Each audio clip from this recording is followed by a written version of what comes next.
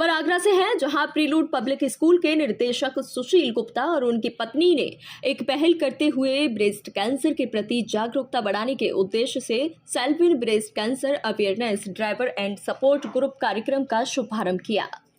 वहीं सेल्विन अभियान के अंतर्गत 2022 में प्रीलूड पब्लिक स्कूल परिसर में द्वितीय सेल्विन बैडमिंटन अंतर विद्यालय टूर्नामेंट का आयोजन 2 जनवरी से 5 जनवरी तक किया गया। बता दें कि टूर्नामेंट समापन के अवसर पर विद्यालय में मुख्य अतिथि के रूप में उपस्थित प्रख्यात राष्ट्रीय निशानेबाज सोनिया शर्मा मौजूद रहीं। वहीं टूर्नामेंट में 41 विद्यालयों की टीम के 156 खिलाड़ी, जिसमें 31 प्रशिक्षकों के साथ 99 छात्रों ने भाग लिया। साथ ही विजेता खिलाड़ियों को मुख्य अतिथि के द्वारा पुरस्कार दिया गया। इस ओकेजन पे ये भी जो इवेंट था उसमें मुझे एज अ चीफ गेस्ट बुलाया गया। मुझे बहुत अच्छा लगा इसका पार्ट बन के। फाइनल्स देखा, मतलब जो जनरेशन आ रही है या जो बच्चे हैं बहुत एंथुसियास्टिक हैं, बहुत अच्छी तरह खेल रहे हैं और मैं विश्वास रखती हूँ कि आने वाले कुछ सालों में हमें इंडिया के लिए और प्लेयर मिलेंगे जो इंडिया को एशियन गेम्स या पैरालंपिक्स और ओलंपिक्स लेवल पर रिप्रेजेंट कर सकें। मेरी बेटी शैली का 4 जनवरी 2020 को मेरी बेटी का देहावसन ब्रेस्ट कैंसर की वजह से हुआ था।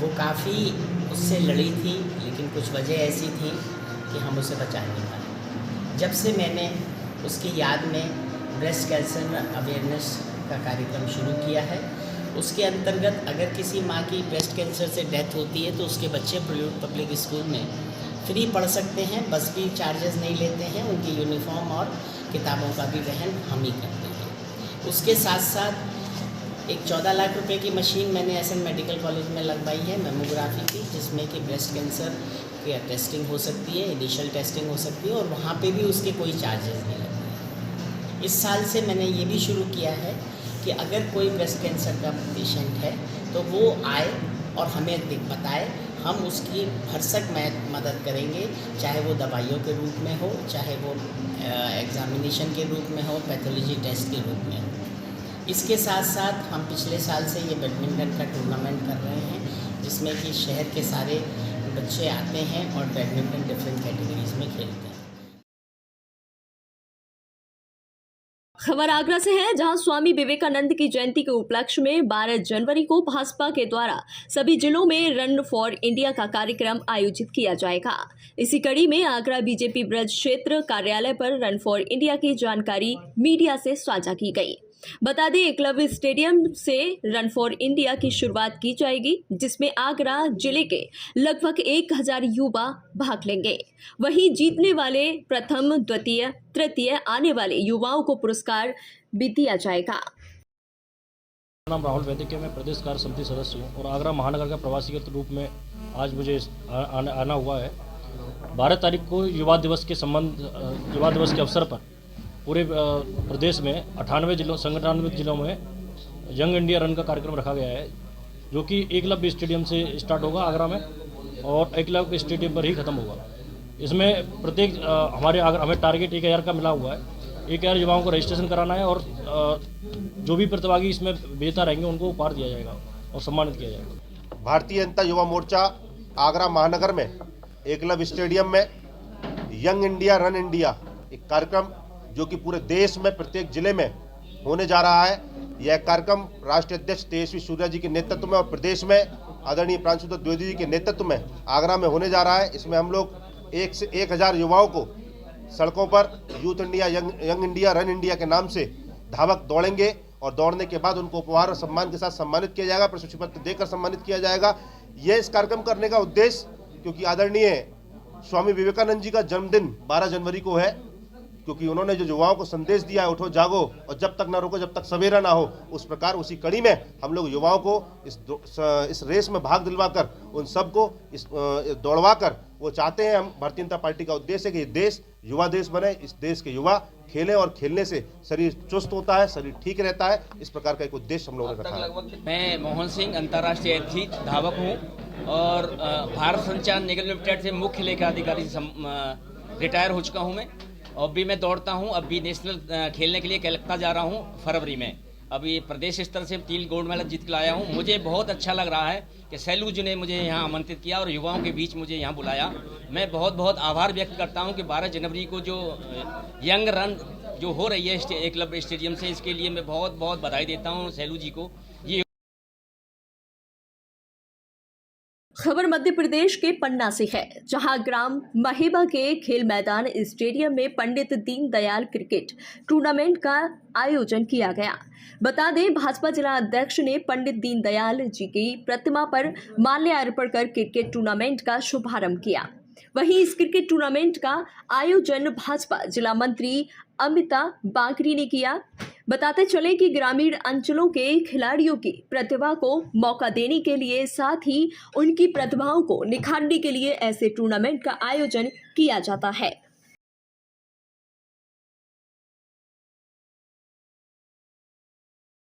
खबर समस्तीपुर से है, जहां दिन दहाड़े सिविल कोर्ट कैंपस में एक अधिवक्ता पर धारादार हथियार से जानलेवा हमला कर दिया गया। मौके पर मौजूद वकीलों ने आरोपी को पकड़ा और पुलिस के हवाले कर दिया। पूछताछ में पता चला कि हमलावर मानसिक रूप से कुछ बीमार था, क्योंकि हमले के पीछे की कोई वजह वह ठीक से नहीं बता पा रहा था। हालांकि इस घटना से वकीलों में काफी आक्रोश है। उनका कहना है कि अक्सर कोर्ट कैंपस में बड़ी आपराधिक वारदातों के बावजूद पुलिस पर्याप्त सुरक्षा व्यवस्था नहीं कर पा रही है। वहीं नगर थाना अध्यक्ष चंद्रकांत गौरी ने बताया कि पुलिस मामले की जांच कर रही है और पीड़ित वकील के द्वारा दिए गए आवेदन के आधार पर गिरफ्तार आरोपी से पूछताछ की जा रही है। कोई सुरक्षा नहीं है। हमारे मेंबर भी हैं, जो अभी इलेक्शन हुआ है, इलेक्टेड मेंबर भी हैं, सब लोगों ने हम लोगों ने पकड़ के लाया है उसको यहाँ पे। ये बहुत ही दुर्भाग्यपूर्ण है कि वकील के लिए कोई सुरक्षा नहीं है। ठीक है, कोई भी कभी भी कहीं भी घुस सकता है। कोई भी वकील के और वकील के परिवार के लिए कोई सुरक्षा की दृष्टिकोण नहीं रखी गई। जबकि कई बड़ी वारदात हुआ है, हत्याएं हुई है कई जगह बिहार। पहले भी कोर्ट कैंपस में, अपने ही समस्तीपुर कोर्ट कैंपस में कई तरह की घटनाएं हो चुकी हैं। आज का ये घटना बहुत ही दुर्भाग्यपूर्ण है। वो तो वहाँ पे वकील लोग थे और खुद वकील साहब युवा ने कारण उसको पकड़ लिए तो भी हल्का सा लग गया, नहीं तो आप नेक की स्थिति देख सकते हैं कितनी धारदार हथियार है वो। तो क्या मांग करेंगे? नया डीजीपी आया है, क्या मांग करेंगे कि वकीलों के लिए आप जो है सुरक्षा कानून लागू कीजिए, वकील को सुरक्षा दीजिए। हर वकील को कम से कम क्रिमिनल लॉयर को तो जरूर आर्म्स लाइसेंस अप्लाई आपको होना चाहिए। ठीक है, दिन को 1 बजे का है। कोर्ट से निकल करके हम अपने वकालत खाना चैम्बर की तरफ जा रहे थे तो हमारी जो प्रेसिडेंट हैं किरण सिंह, उनके चैम्बर के ठीक आगे लड़का आके टकराया। टकराने के बाद जो है तुरंत जो है रेती से चला दिया गर्दन पर, जिसको कि अपने हाथ से हम रोके तो भी गला के नीचे यहाँ लगा है, कटा है। उसके बाद लोग छोड़ा दिए। इसको नाम पता पूछे, अपना नाम कुंदन कुमार, पिता का नाम सत्यनारायण पोद्दार बताया। घर कहाँ बताया? घर का पता ये बार बार बदल रहा है। कभी कहता है भोला टाकिस गुमटी पर है, कभी कहता है कि जो है ताजपुर में है। आप पर जानलेवा हमला क्यों किया? जानलेवा हमला ये कोई कारण हमको भी स्पष्ट नहीं है। पहले से कुछ जान पहचान है? पहले से इनसे कोई जान पहचान नहीं, कोई दुश्मनी इनसे नहीं। कोई केस के सिलसिले में कोई धमकी वगैरह मिला था आपको पहले से तो नहीं, कभी नहीं मिला है कभी कोई धमकी। कोहरे और बर्फीली हवाएं चलने से देश प्रदेश में गलन पड़ गई है, जिसका असर लोगों के जनजीवन पर दिखाई पड़ रहा है। वहीं बांदा में शीतलहर से गलन बढ़ गई और ठंड ने ट्रेनों की स्पीड पर ब्रेक लगा दिए। कई ट्रेनें घंटों लेट चल रही हैं। बता दें, घने कोहरे की वजह से रोड पर चलने वाले वाहन लाइट जलाकर धीमी गति से चल रहे हैं। वहीं घना कोहरा होने की वजह से लोग अपने घरों से कम ही बाहर निकल रहे हैं। इंसान ही नहीं, सर्दी गलन की वजह से मवेशियों को भी परेशानी उठानी पड़ रही है। बाहर ठंड से आग जलती थी, हाँ। व्यवस्थाएं होती थी, हाँ। वो भी कहीं से नजर नहीं आ रहा है। हाँ। और इस अच्छा ये बताइए, आग जल रही है यहाँ? नहीं, प्रशासन ने कोई मदद की है? कोई मदद, कोई लकड़ी, कुछ भी नहीं? कुछ भी नहीं। अभी सर्दी के जो अपना पीक पे चल रही है उसके अनुसार हमने तहसील सदर के 2 जगह ये रैन बसेरा एस्टेब्लिश किया है। एक यहाँ तहसील में है, एक बस स्टैंड पे है। इसके अलावा 13 जगह तहसील सदर में अलाव की व्यवस्था की गई है, जहाँ दिन में और रात में दोनों टाइम में अलाव जलता है। जिनमें से 8 इसमें शहरी क्षेत्र में, 8 ग्रामीण क्षेत्र में और 5 जगह शहरी क्षेत्रों में अलाव जलता है। मैडम कंबल वितरण हुए हैं कि नहीं, और आए हैं तो कितने हुए? हाँ, हमारे पास 1500 कंबल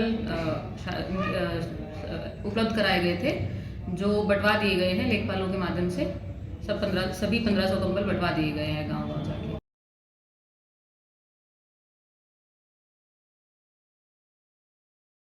खबर बांदा से है, जहां तिंदवारी थाना क्षेत्र के छापर गांव में आदमखोर बंदरों ने इस कदर दहशत फैलाई है कि लोग अपने अपने घरों में कैद हो गए हैं।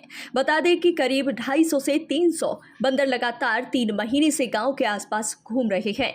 इतना ही नहीं, यहां आदमखोर बंदरों ने 2 लोगों की जान भी ले ली है। हाल ही में एक बुजुर्ग महिला को छत के ऊपर से दौड़ाया, जिससे गिरकर उसकी मौत हो गई थी। साथ ही कई लोग घायल भी हुए हैं। वहीं बंदरों के आतंक की वजह से बच्चे स्कूल नहीं जा पा रहे हैं, जिसकी सूचना जिला प्रशासन और वन विभाग की टीम को कई बार दी जा चुकी है, लेकिन वन विभाग केवल मुखदर्शक बना हुआ है। हम खाना नहीं खा पाई, तो हम भगवान जाने जाऊ तना हमें घर में आटा सानती है, तो एक लाठी ले ले बैठी थे, तो हमारा लड़का बिटिया खाना बनाओ थी, अकेले में टाठी पलटा के भीतर के लगा के दरवाजा भागती हैं। हाँ, का करे, जान तो बचावे करबे कौनी तना से, जान पर बंदार यहाँ गा है। कई ठो हम कितने लोग इनके जान ले चुके? 3 लोग का जान, एक का तो चबाल ही नहीं, काल वो लड़का का पटक दी, एक बूढ़ का मारा, वही के घर की बच्चिया का खाड़ा। बंदरों का आतंक इस तरह है कि हमारे गांव में पूरा गांव त्रसित है।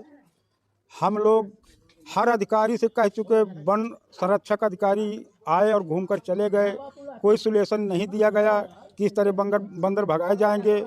आगे हम लोग डीएम साहिबा के पास गए हैं पत्र लेके, लेकिन उसका कोई सुझाव नहीं मिला और अभी भी बंदर नहीं हट रहे। और एक 80 वर्ष की बुढ़िया भी मर गई है।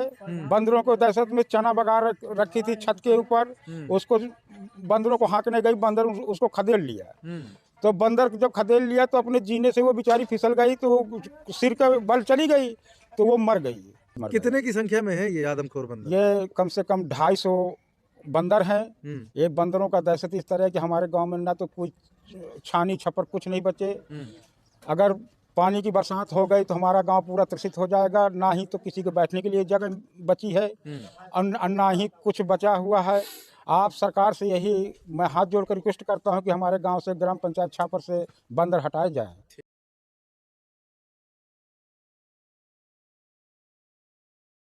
खबर जालौन से है, जहां जिला प्रशासन कोरोना संक्रमण से बचाव के लिए लोगों को जागरूक करने में जुट गया है। वहीं मुख्य चिकित्सा अधिकारी डॉक्टर ND शर्मा ने लोगों से अपील की कि इस महामारी से निपटने के लिए सभी जरूरी उपाय किए जा रहे हैं। साथ ही कहा कि लोगों को घबराने की जरूरत नहीं है, सिर्फ सावधानी बरतकर इस महामारी से बचा जा सकता है। कोरोना के लिए तो जो पहले एहतियात थे वही हैं। मास्क पहने, दूरी बनाए रखें और हाथ चेहरे को धोने से पहले चेहरे को छूने के पहले हाथ धो लें।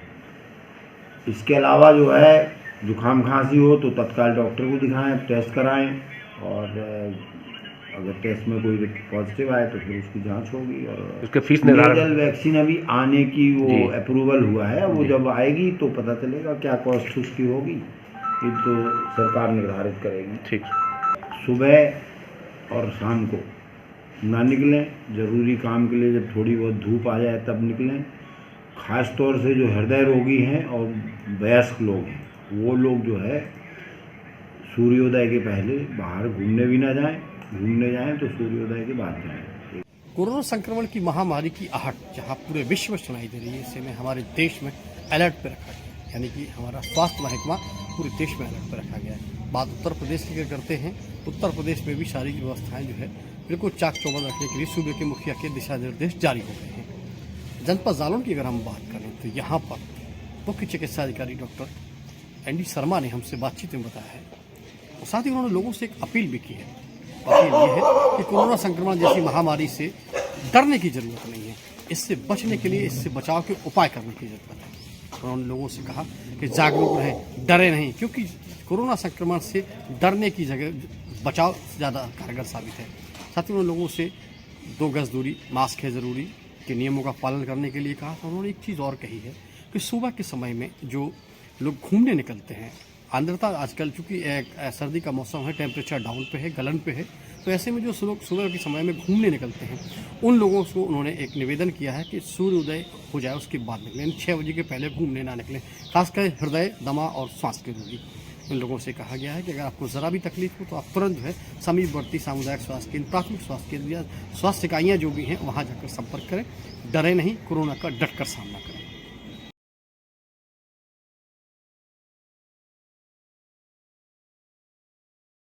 जालौन में इन दिनों ओवरलोड वाहनों का आवागमन काफी ज्यादा बढ़ गया है। समीपवर्ती जिला औरैया इटावा से ट्रैक्टर ट्रॉली में भरकर ईंट यहां जालौन जिले में बेची जा रही है, जबकि उत्तर प्रदेश सरकार के साफ दिशा निर्देश हैं कि कृषि कार्यों के उपयोग में आने वाले वाहनों का व्यावसायिक उपयोग न किया जाए। बावजूद इसके यहां ट्रैक्टर ओवरलोड किए जा रहे हैं।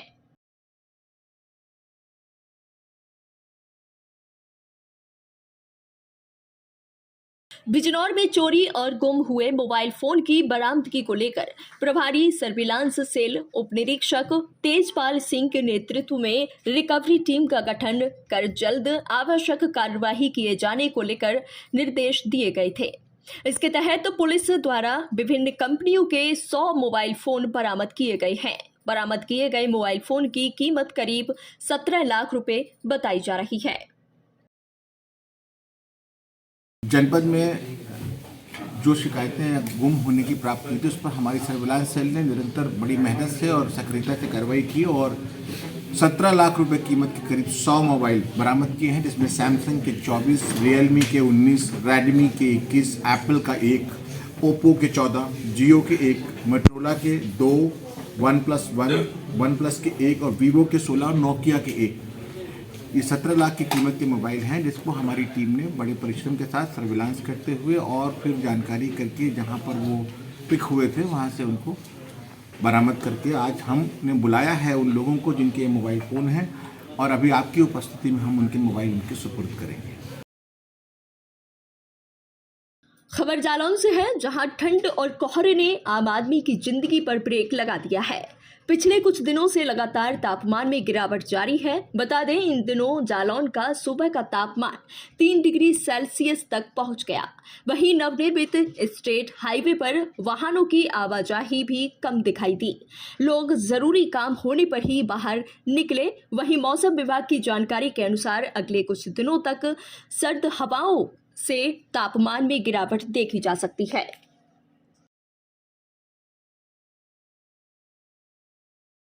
घने कोहरे और धुंध ने जहां सुबह सुबह से वाहनों और आम जनमानस की रफ्तार थाम ली है। जनपद जालौन की अगर हम बात करें तो यहाँ पर पारा 3 डिग्री तक लुढ़क कर नीचे आ गया है। ऐसे में आम जनमानस की व्यवस्थाएं जो है सारी की सारी जो है ध्वस्त नजर आती हैं। मौसम की अगर हम बात करें, मौसम विभाग की अगर हम बात करें तो ये सर्द मौसम का कहर अगले कुछ दिन और जारी रह सकता है। कल भी 3 डिग्री तक तापमान था, लोग फिर ठंड से ठिठुर रहे थे। आज भी 3 डिग्री तापमान है। इस वक्त आप नज़ारा देख सकते हैं, हमारे पीछे हालात ये है कि कोहरे और धुंध की वजह से स्टेट हाईवे यानी जालौन औरैया स्टेट हाईवे पर वाहनों की रफ्तार बिल्कुल ना के बराबर है।